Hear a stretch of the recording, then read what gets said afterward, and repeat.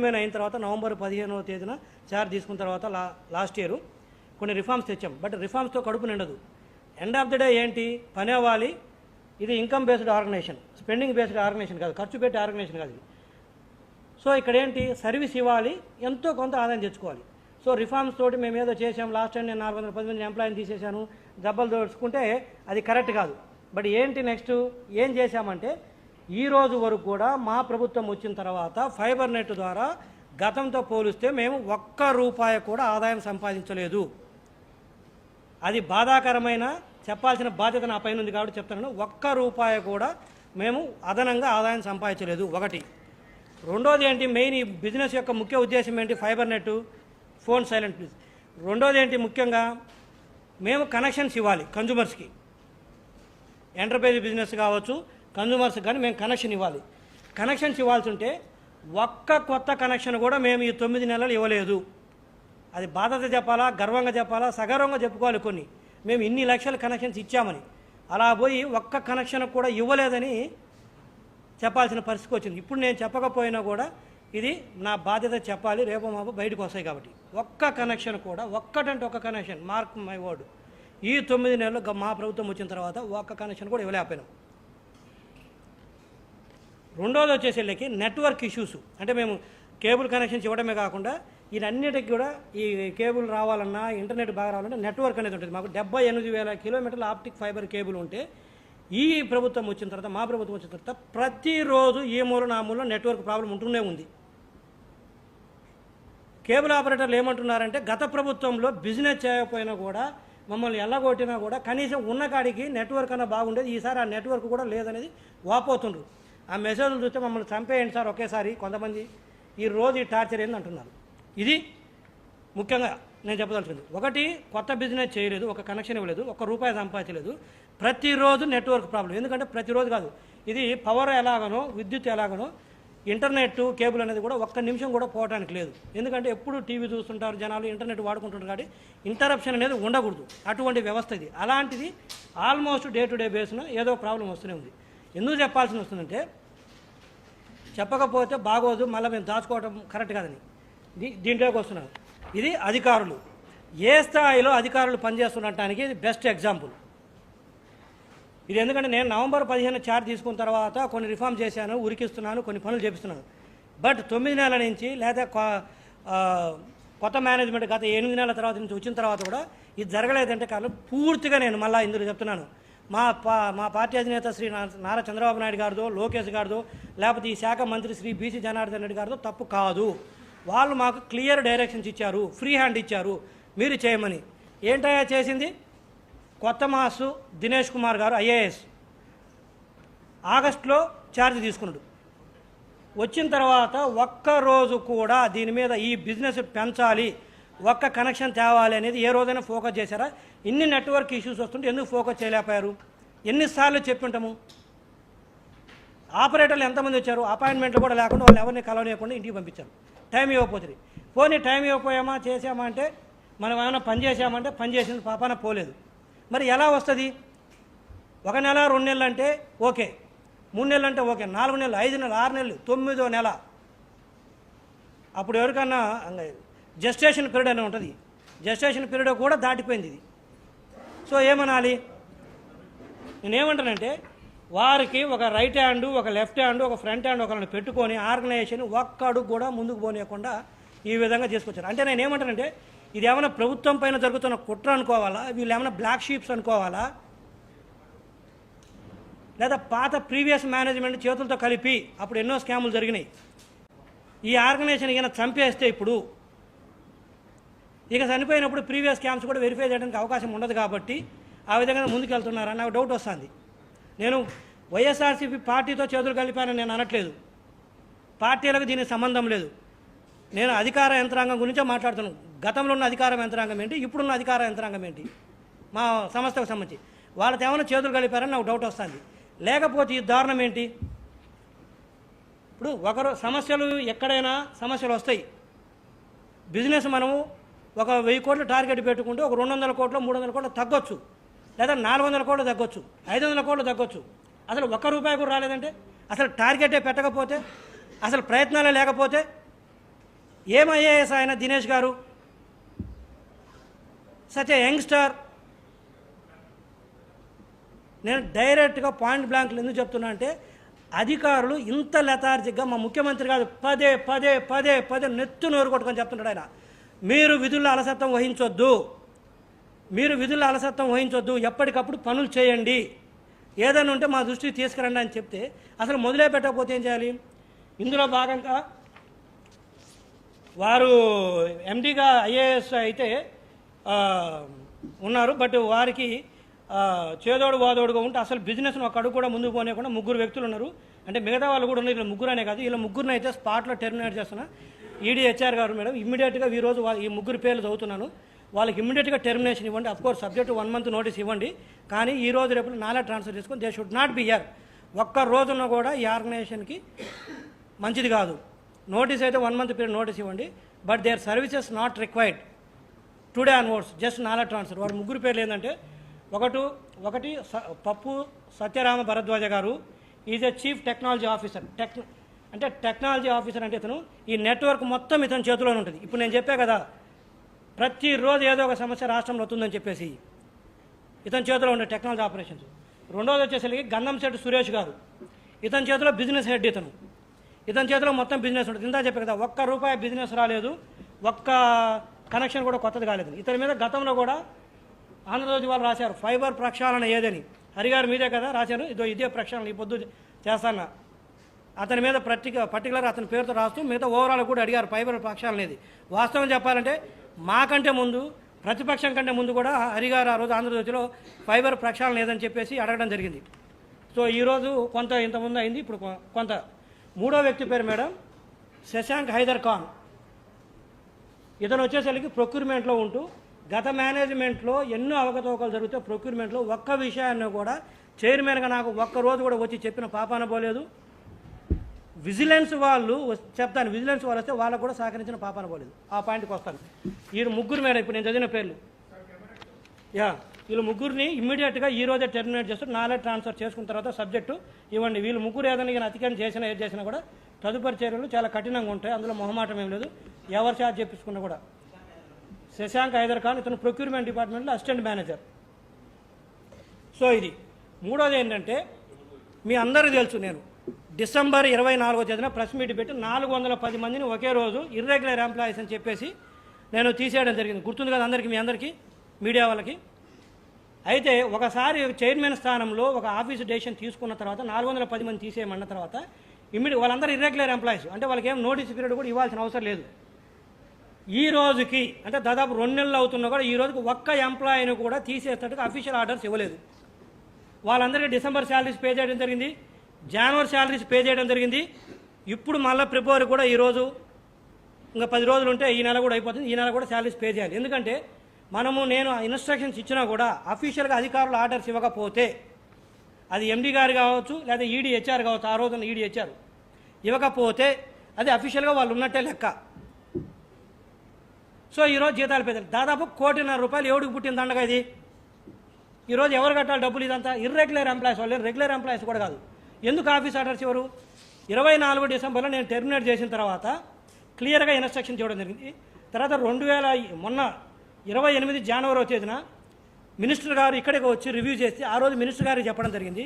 తర్వాత 29న board meeting పెట్టాము. Board మీటింగ్లో కూడా ఈ అంశాన్ని మేము బోర్డు మీటింగ్లో పెట్టి ఒప్పుకోవడం జరిగింది, వాళ్ళందరినీ టెర్మినేట్ చేస్తున్నాం.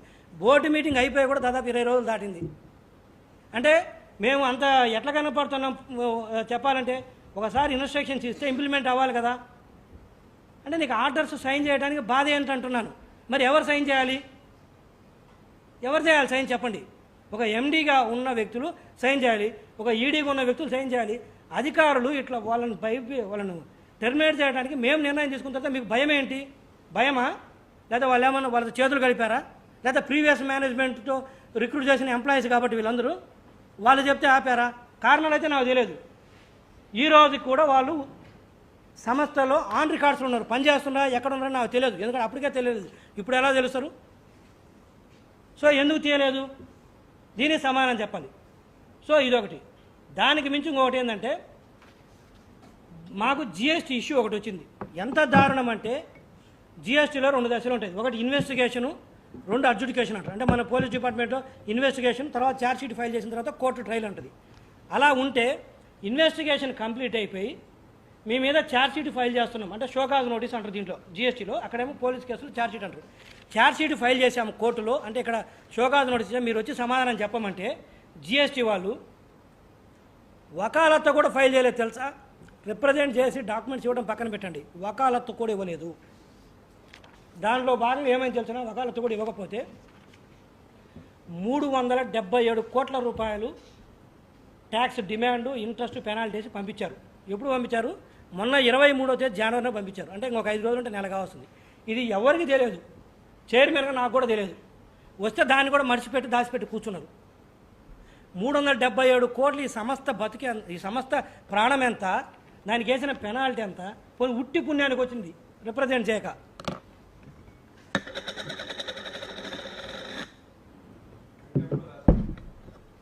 $377 కోట్లు వస్తాయి. అంటే దీని అర్థం ఏంటంటే ఛార్జ్ షీట్ ఫైల్ చేసిన తర్వాత కోర్టుకు పోయి సమాధానం చెప్పకపోతే ఏమవుతుంది, కోర్టు వాళ్ళు 6 వేసేస్తారు కదా. అలానే మాకు షోకాజ్ ఇచ్చిన తర్వాత అడ్జుడికేషన్ అటెండ్ కాకపోతే 377 కోట్ల రూపాయలు పెనాల్టీ వేశారు. 23 జనవరిలో వస్తే నాకు ఇంతవరకు చూపించలేదు. నాకు డిపార్ట్మెంట్లో ఫ్రెండ్స్ ఉన్నారు, ఏంటి రెడ్డి గారు మీకు 377 కోట్లు పెనాల్టీ వచ్చింది, ఏది మరి ఉన్నాయా, డబ్బులు కడతారంటే నేను షాకు. మొన్న ఫోన్ చేశారు ఆఫీసర్స్ కొంతమంది నాకు తెలిసిన వాళ్ళు, నిన్న మా వాళ్ళని అడిగితే అప్పుడు తీసిచ్చారు. మరి ఎందుకు దాచిపెట్టాలి దీన్ని, ఎవరి కోసం దాచిపెట్టాలి? ఇప్పుడు నేను అప్పీల్కి వేయాలి. నేనేమంటే ఈ 377 కోట్లు నేను కట్టను, ఈ 2 నెలలకు 3 నెలలకు జీతాలు ఇచ్చారు కదా ఎంప్లాయీస్కి, అది కూడా నేను కట్టను. ఇది కన్సర్న్ ఎండి నుంచి, కన్సర్న్ హెచ్ఆర్ఈడి నుంచి రికవరీ చేయాల్సిందేను. ఇది నా ప్రపోజలు. దీన్ని అడ్వకేట్ జనరల్ ఆఫ్ ఆంధ్రప్రదేశ్కి నేను రైటింగ్లో రాస్తాను. వారు ఇచ్చే లీగల్ ఒపీనియన్ మీద సిఎస్ గారు కూడా రాస్తాను, చీఫ్ సెక్రటరీ ఆఫ్ ఆంధ్రప్రదేశ్ వారికి కూడా రాస్తాను. వారు ఇచ్చే అభిప్రాయం మీద మేము ముందుకు వెళ్తాం. నా ఉద్దేశం అయితే ఇది పూర్తిగా ఇది తెలియని సబ్జెక్ట్ కాదు, లెథార్జీ అంటారు తో చేసింది. కాబట్టి ఇది నేను ప్రపోజ్ చేసేది. వారు చీఫ్ సెక్రటరీ గారు, అడ్వకేట్ జనరల్ ఆఫ్ ఆంధ్రప్రదేశ్ వారి నిర్ణయానికైతే కట్టుబడి ఉంటాం మేము, నేను కాదను. కానీ ఈ సంస్థ చైర్మన్గా నేను పెడుతున్న ప్రపోజలు గవర్నమెంట్ ఆఫ్ ఆంధ్రప్రదేశ్కి ఇది ఎండి కె దినేష్ కుమార్ ఐఏఎస్ గారి నుంచి, ఈడీహెచ్ఆర్ ఆ రోజున రమేష్ నాయుడు గారి నుంచి ఇది రికవరీ చేయాల్సిందేను అనేది నా ప్రపోజలు. ఇక ప్రభుత్వం ఇష్టము, వాళ్ళు ఏం చేస్తారనేది, వారు ఏ నిర్ణయం తీసుకున్నా కూడా ఈ సంస్థ చైర్మన్గా నేను కట్టుబడి ఉంటాను. ఇది టెర్మినేషన్ ఆఫ్ ఎంప్లాయీస్ జిఎస్టీ సంబంధించి. ఇంకోటి ఏంటంటే నేను నవంబర్ 15 ఛార్జ్ తీసుకున్న తర్వాత ఇన్కమ్ ట్యాక్స్ ఫైలింగ్లు చేయించలేదు. 31 అక్టోబర్కి ఇన్కమ్ ట్యాక్స్ ఫైలింగ్ చేయించాలి. ఫైల్ చేయకపోతే ఏమో తెలుసున్నా మనకు రావాల్సిన డబ్బులు రావు, ప్లస్ భవిష్యత్తులో మనకి ఏదైనా లాస్ ఉంటే దాన్ని క్యారీ ఫార్వర్డ్ కాదు అది. కాకపోతే దానికి భవిష్యత్తులో మనం ట్యాక్స్ కట్టాల్సి ఉంటుంది. నేను వచ్చిన తర్వాత నాకు ఆమె ట్యాక్స్ ఎక్స్పర్ట్ కాబట్టి నాకు కొంత అవగాహన ఉండబట్టి నేను పిలిపించి వాళ్ళందరినీ అప్పటికప్పుడు అరిస్తే ఫైల్ చేశారు. డిసెంబర్ 20వ తేదీన ఫైల్ చేశారు ఇన్కమ్ ట్యాక్స్ రిటర్న్. డిసెంబర్ 20. ఒకవేళ నేను కనుక్కోకపోయినా ఫైల్ చేయించకపోతే ఇదో 9 కోట్ల రూపాయలు రిఫండ్ వచ్చింది మాకు. ఇది కానీ నేను ఫైల్ చేయించకపోతే ఈ 9 కోట్లు బూడిదల పోసిన పన్నీరే. 31 డిసెంబర్ దాటితే ఫస్ట్ డ్యూ డేట్ ఏమో 31 అక్టోబర్, రెండో డ్యూ డేట్ ఏమో కొంత పెనాల్టీ వేసి రెండో డ్యూ డేట్ ఇస్తాడు 31 అక్టోబర్ రెండో డ్యూ డేటు. ఈ రెండో డ్యూ డేట్ పెనాల్టీ వేసిన తర్వాత కూడా ఫైల్ చేయకపోతే ఇంకా రాదు. ఇంకా ఈ 9 కోట్లు పోయేది 75 కోట్లు మాకు అన్అబ్జార్బ్డ్ డిప్రిసియేషన్ లాస్ ఉంది. ఇది క్యారీ ఫార్వర్డ్ కాదు. ఇది క్యారీ ఫార్వర్డ్ కాకపోతే దీని మీద ఒక 21 కోట్ల ట్యాక్స్ పడుతుంది భవిష్యత్తులో. అంటే నెక్స్ట్ ఇయర్ ప్రాఫిట్స్ వస్తాయి. అంటే మొత్తం 30 కోట్ల రూపాయలు సేవ్ అయింది నేను చైర్మన్గా తీసుకున్న తర్వాత నేను చూడబట్టి. ఇది పోతుంటే మా వాళ్ళు ఏం చేస్తారంటే అధికారులు, మనకు ఒక సామెత తెలుసు, ముందు నుంచి చీమలు పోతుంటే వారం లేరంటే, వెనుక నుంచి ఏనుగులు పోతున్నా వదిలేస్తారు. అట్లా టీ ఖర్చు ఎంత అయింది, ట్రావెల్ బిల్లు ఎంత అయింది, ఈ లెక్కలు చూస్తూ కూర్చున్నారు. ఈ స్థాయి అధికారులు 1000 రూపాయలు అయిందా, 1500 అయిందా, 1400 కావాల్సింది, 1500 అయింది, 100 రూపాయలు కట్ చేయండి. ఇది ఇలా చూస్తున్న ఖర్చు. ఈ 30 కోట్లని గాలికి వదిలేసి, ఈ 377 కోట్లని గాలికి వదిలేసి ఇది. సో ఇది అట్లీస్ట్ మన చేతిలో ఉంది, పెనాల్టీ కొంత కట్టినా కూడా. సో ఇంకోటి విజిలెన్స్ వాళ్ళు, మాకు విజిలెన్స్ స్టార్ట్ అయ్యి దాదాపు 5 నెలలు అవుతుంది. నేను ఛార్జ్ తీసుకొని 3 నెలలు. విజిలెన్స్ వాళ్ళు వస్తే ఒక్క ఆఫీసర్ కూడా విజిలెన్స్ వాళ్ళకి సహకరించలేదు. ఇది నేను చెప్తుంది కాదు. ఆ రోజు విజిలెన్స్ డీజీగా ఉన్న వ్యక్తే సరే ఈరోజు మన డీజీపీగా కూడా ఉన్నారు. మీరు అడగవచ్చు డీజీపీ గారిని అడిగేసి, ఫైబర్ నెట్ విజిలెన్స్ ఆడిన తర్వాత ఎన్ని రోజుల తర్వాత మీకు సహకరించారు వాళ్ళంటే ఒక్కడు సహకరించలేదు. ఎందుకు సహకరించారు మీరు విజిలెన్స్కి? విజిలెన్స్ చేసిన ఉద్దేశం ఏంటి? సారీ, మీ మీద కాదే. విజిలెన్స్ చేసింది పాత గవర్నమెంట్లో 2019-24 మధ్యలో జరిగిన అవకతవకల మీద విజిలెన్స్ చేయడం జరిగింది. దాని మీద చేస్తే మీరందరూ ఎందుకు సహకరించరు? మీరు సహకరించకపోతే నేను వచ్చిన తర్వాత ఇది ఒక సర్క్యులర్ ఇవ్వడం జరిగింది. ఏంటి? మీరు అందరూ కూడా కంపల్సరీ విజిలెన్స్ వాళ్ళకి సహకరించాలి, సహకరించకపోతే మీ ఉద్యోగాలు తీసేస్తానని చెప్పి నేను గట్టిగా చెప్తే అప్పుడు ఇదో నేను లెటర్ రాస్తే సర్క్యులర్ ఇస్తే అప్పుడు వీళ్ళందరూ మొదలుపెట్టారు సహకరించడం. అప్పటిదాకా సహకరించలేదు. నేను చెప్పేది అబద్ధం అయితే విజిలెన్స్ ఇప్పుడు మన డీజీపీ గారిని అడగొచ్చు, ఇక్కడ ఉన్న విజిలెన్స్ ఐఓ ఇన్వెస్టిగేషన్ ఆఫీసర్స్ ఉన్నారు, వాళ్ళని అడగొచ్చు, మీరు ఎవరినైనా అడగండి, కనుక్కోండి. ఎందుకు సహకరించారు మీరు విజిలెన్స్ కండి? రెండోది, విజిలెన్స్ వాళ్ళు కొంత పాత వెండర్స్ మీద కొంత డౌట్ ఉండి పేమెంట్లు చేయొద్దని చెప్పేసి రిటర్న్గా రాసిచ్చారు. వాళ్ళు ఇది వాళ్ళు రాసిచ్చింది రిటర్న్గా రాసిచ్చారు విజిలెన్స్ వాళ్ళు లెటర్స్. రిటర్న్గా రాసిస్తే 60 కోట్ల రూపాయల పేమెంట్ జరిగింది. బీయింగ్ ఏ ఎగ్జిక్యూటివ్గా నేను దాన్ని సమర్థిస్తాం. ఎందుకంటే పేమెంట్లు జరగకపోతే కొంత ప్రాబ్లం అవుతుంది, నాకు తెలుసు. కానీ విజిలెన్స్ వాళ్ళు ఒక దాని మీద డౌట్ ఉంది, పేమెంట్ స్టాప్ చేయమన్నప్పుడు ఏం చేయాలి? ఆఫ్ చేయాలి, లేదా వాళ్ళని కన్విన్స్ చేసి పర్మిషన్ తీసుకొని పే చేయాలి. కానీ ఇది చేయకపోగా పేమెంట్ చేస్తే దాని అర్థమైంది నేను అగెనెస్ట్ కాదు పేమెంట్ చేయడానికి, వెండర్స్కి చేయాలి, పనులు అయిపోతాయి, నేను కాదన్ను. ఒక నిమిషం.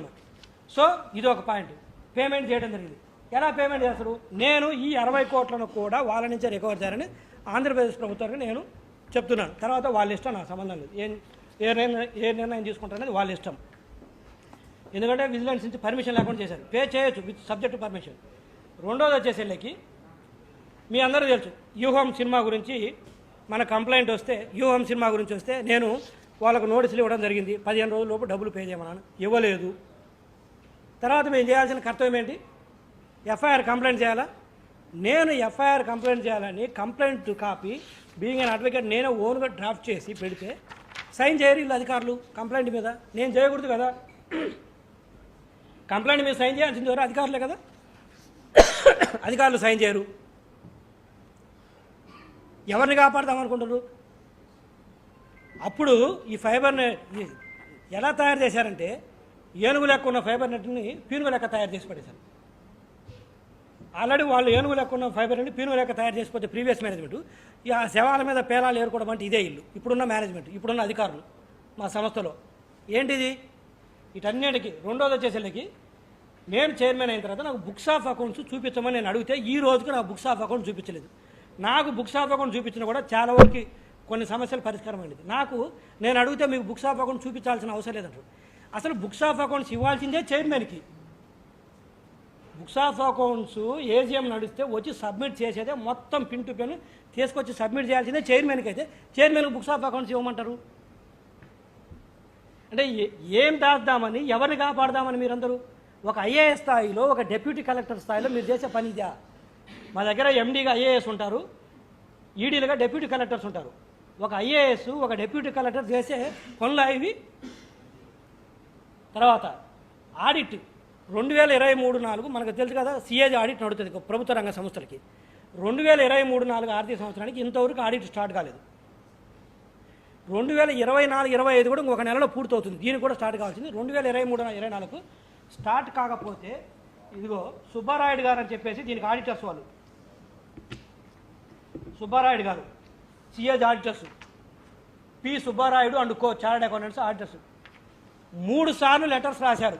మేము వచ్చి మీకు ఆడిట్ చేస్తాము, మీరు బుక్స్ ప్రొవైడ్ చేయండి, మీ స్టాఫ్ను అందుబాటులో ఉంచమని 1 కాదు 2 కాదు 3 సార్లు లెటర్ రాస్తే కనీసం వాళ్ళకు ప్రొవైడ్ చేయడం పక్కన పెట్టి రిప్లై కూడా దిక్కు లేదు.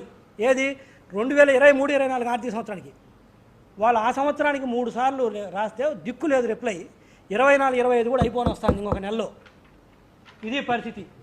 ఇంకా అంటే ఒక పక్క బిజినెస్ చేయట్లేదు, ఒక పక్క కంప్లైన్సెస్ ఫాలో కావట్లేదు, ఒక పక్క ఉన్న బిజినెస్ ఏదో అది చెప్పే కదా కొద్దిగా గొప్ప కనెక్షన్స్ 4.5 లక్షల కనెక్షన్స్ ఉన్నాయి. పోనీ వాళ్ళనన్నా ఉంచుకుందామంటే దానికి నెట్వర్క్ ఇష్యూస్ ప్రాబ్లం అవుతుంటే సాల్వ్ చేయరు. నేను వ్యక్తిగతంగా personal energy secretary Shri Vijayanand గారికి దగ్గరికి వెళ్ళి నేను కూర్చొని అడిగితే కొన్ని రోజులు ప్రాబ్లం సాల్వ్ చేశాడు. బట్ ఎవరు వెళ్ళాలి? ఎండి స్థాయిలో ఐఏఎస్ కూర్చొని సెటిల్ చేయాల్సిన అంశం ఇది. నేను పోయి సార్కు నా చేత వ్యక్తిగతమైన పరిచయం కాబట్టి ఇంటికి పోయి మాట్లాడితే కొంత ఇష్యూ సార్ట్అవుట్ చేశాడు. లేకపోతే ఇంకా వేరే విధంగా ఉండేది, కొలాప్స్ అయ్యేది. ఇది కూడా మీరు విజయానంద్ గారిని అడగవచ్చు. ఇదేం నేనేం మీడియా కోసం చెప్తున్నాను. వాడు ఇంటికి వెళ్ళి మరీ రిక్వెస్ట్ చేసుకున్నాను నేను.